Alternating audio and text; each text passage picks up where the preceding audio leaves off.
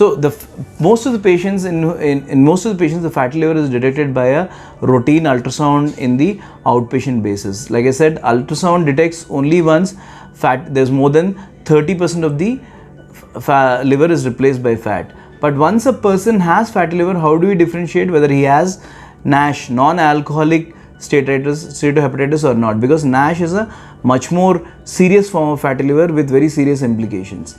So basically, once you go to a doctor with an ultrasound report of fatty liver, he does a liver function test. The liver function test, especially the liver enzyme levels, the SGOT, SGPT, also called AST and ALT, they are the liver enzymes. Normally they are less than 40.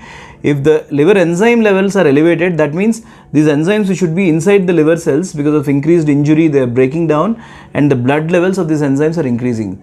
That means there is a possibility of ongoing non-alcoholic steatohepatitis. So in patients whom we have this suspicion, we have two tests. One is a liver biopsy. That means actually we have to stick a needle inside your liver and take a small piece of liver and study it under a microscope to see how severe the liver injury and the liver inflammation is, and is there any scarring in the liver.